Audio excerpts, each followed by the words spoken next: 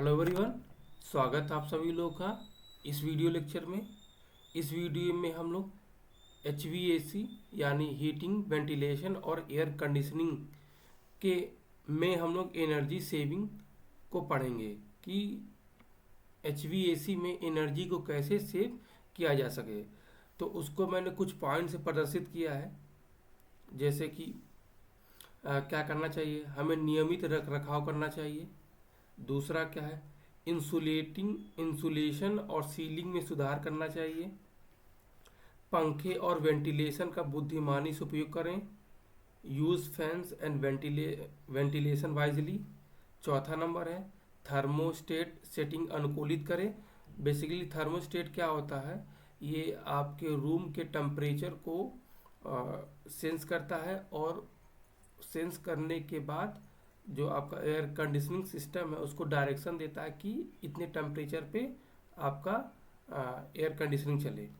और पाँचवें नंबर क्या है, और अब पाँचवें नंबर पे upgrade to energy efficient equipment, कि हमें समय समय पे जो ऊर्जा कुशल जो उपकरण आ रहे हैं मार्केट में, उसको अपग्रेड करना चाहिए। और उसके बाद छठा क्या है, वैकल्पिक शीतलन या फिर हीटिंग, अल्टरनेट कूलिंग या फिर हीटिंग करना चाहिए। ये हमारे कुछ पॉइंट्स थे इसके लिए। अब इसी को थोड़ा सा हम लोग डिटेल्स में पढ़ेंगे। पहला क्या था हमारा, पहला था हमारा नियमित रख रखाव। पहला क्या था, नियमित रख रखाव यानी रेगुलर मेंटेनेंस। इसके अंतर्गत जैसे वायु प्रवाह या दक्षता में सुधार करने के लिए हर 1 से 3 महीने फिल्टर साफ करें या बदल लेते हैं। जैसे होता क्या है, जो हमारी जो हमारी एयर आती है बाहर से आती है, और उस एयर में बहुत सारे गंदगियाँ होती हैं, उसको हमें समय समय में साफ करना चाहिए, जिससे एयर का फ्लो के मार्ग में कोई बाधा नहीं आती है और हमारी इफिशियंसी बरकरार रहती है। दूसरा क्या है, रेफ्रिजरेंट के स्तर, कॉइल और डक्टवर्क की जांच के लिए वार्षिक पेशेवर रख रखाव शेड्यूल करें। यानी कि कहने का मतलब यह है कि हमें हर साल जो डक्टवर्क होता है, कॉइल होती है और रेफ्रिजरेंट का लेवल कितना है, हमेशा किसी प्रोफेशनल से चेक करवाना चाहिए। उसके बाद क्या है, शेड्यूल एनुअल प्रोफेशन, ये इसको मैंने इंग्लिश में ही लिख दिया है, ये हिंदी है और इसका इंग्लिश वर्जन है। उसके बाद क्या, आउटडोर यूनिट को साफ रखें, यानी मलबा, पत्तियाँ और धूल साफ करें। जैसे आपको पता है कि जो आपका कंडेंसर होता है वो बाहर लगा रहता है, घर के बाहर। तो कंडेंसर में हमारी कॉइल्स होती हैं जो क्या करती है, रेफ्रिजरेंट को कूल करती हैं। तो यदि वहाँ पर ये धूल के कण अगर आ गए, अगर ये हम पे धूल आ गया, तो क्या हो जाता है, जो हीट का ट्रांसफ़र होता है वो बाधित हो जाता है, जिससे इफिशियंसी हमारे सिस्टम की क्या डिक्रीज हो जाती है। इसीलिए कहा जाता है कि जो आउटडोर यूनिट जो रखी रहती हैं, जैसे कंडेंसर्स हो गया, उसको हम लोग क्या करते हैं, हमेशा साफ करते रहना चाहिए। उसके बाद क्या है, उसके बाद क्या है, इंसुलेशन और सीलिंग में सुधार। जैसे आपको पता है HVAC में जो एयर होता है वो डक्ट के थ्रू, ये आपका डक्ट है, डक्ट के थ्रू रूम में पहुंचता है। डक्ट के थ्रू जो एयर होती है वो रूम में जाती है। तो यदि ये इंसुलेशन अगर प्रॉपर नहीं करेंगे तो क्या होगा, इसमें से क्या हो जाएगा, हीट का क्या बोलते हैं यहाँ पर, क्या होगा, हीट का लॉस हो जाएगा। हीट का लॉस हो जाएगा। हीट का लॉस ना बोल करके ये जो एयर है वो क्या करेगा, हीट गेन कर लेगा, क्योंकि बाहर का टेम्परेचर अधिक होता है, अंदर का टेम्परेचर कम होता है। तो बाहर से हीट अंदर आ जाएगी और इसको गर्म कर देगी, और गर्म अगर कर देगा तो हमको फिर से ही उसको क्या करना पड़ेगा, करना पड़ेगा, और जिससे हमें एनर्जी का लॉस हो जाएगा।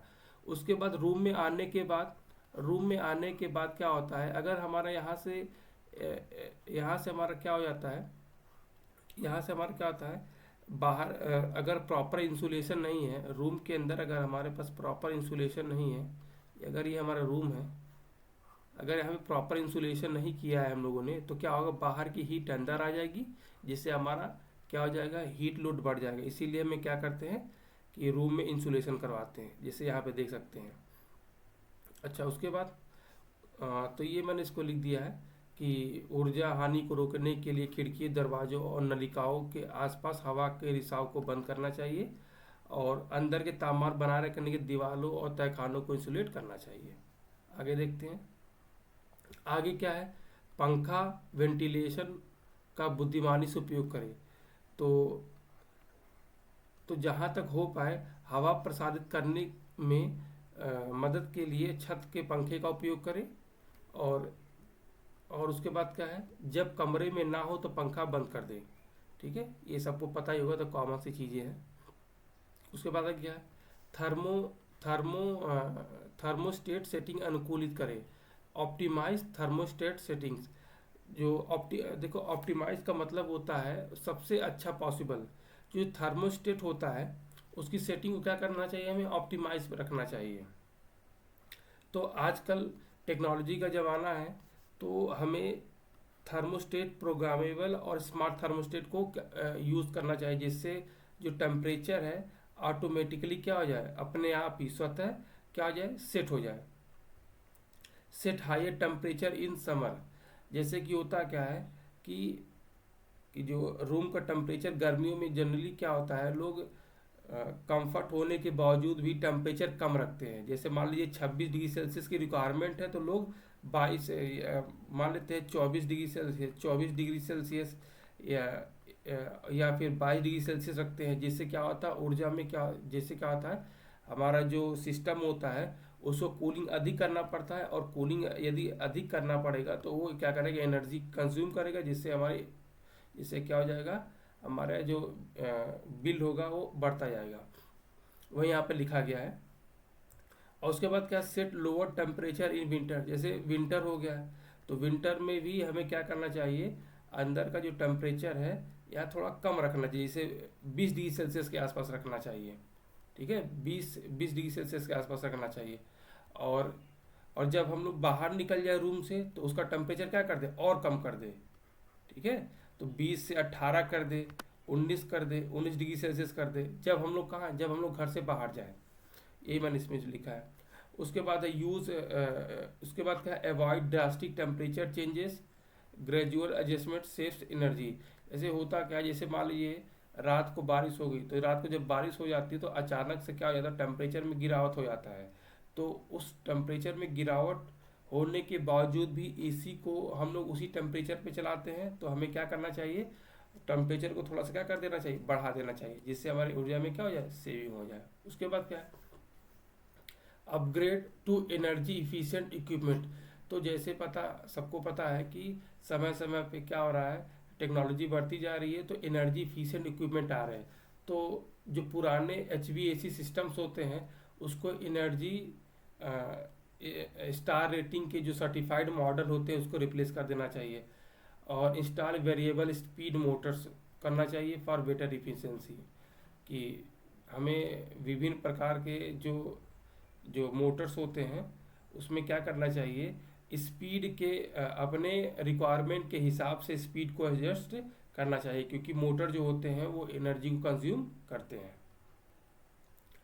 उसके बाद क्या है, उसके बाद अल्टरनेटिव कूलिंग और हीटिंग, वैकल्पिक शीतलन और हीटिंग। इसके लिए क्या करना पड़ेगा, कहने का मतलब है आप अपने HVAC सिस्टम का यूज़ नहीं करना है। HVAC सिस्टम का यूज़ नहीं करना है, तो क्या करेंगे इसमें, यूज़ नेचुरल वेंटिलेशन और when outdoor temperature are might. जैसे मैंने बताया है, यदि रात को बारिश हो जाता है तो उस समय क्या करना चाहिए, हमें इसमें HVAC को क्या कर देना चाहिए, बंद कर देना चाहिए। और उसके जगह पे फैन और नेचुरल वेंटिलेशन का उपयोग करना चाहिए। कुक आउटसाइड और use microwave to reduce indoor heat in summer. तो जैसे गर्मियों में क्या होता है कि पहले से ही वातावरण गर्म है और ऊपर से उसमें अगर कोई खाना अगर बन रहा है तो बहुत सारा हीट जनरेट होता है। तो कोशिश ये की जानी चाहिए कि जो खाना वो घर से बाहर बन जाए तो बहुत ही अच्छा, जिससे क्या हो जाएगा, अब आपके रूम का जो लोड होता है, जो कूलिंग का लोड होता है वो कम हो जाता है, और जिससे आपके सिस्टम को कम वर्क करना पड़ता है और एनर्जी में सेविंग होती है। तो ये कुछ पॉइंट्स हैं जो इन एच वी ए सी में हम लोग एनर्जी सेविंग करते समय ध्यान रखते हैं। और इसके पिछले वीडियो में मैंने HVAC को बताया था, तो आप उसको भी देख सकते हैं। आशा करता हूँ आप लोगों को ये वीडियो समझ में आया होगा। अगर कोई कमेंट या अगर कोई सुझाव है या कुछ आप अलग से पढ़ना चाहते हैं तो आप कमेंट बॉक्स में ज़रूर किए, और इसको मैं ज़रूर बताऊंगा। तब तक के लिए धन्यवाद।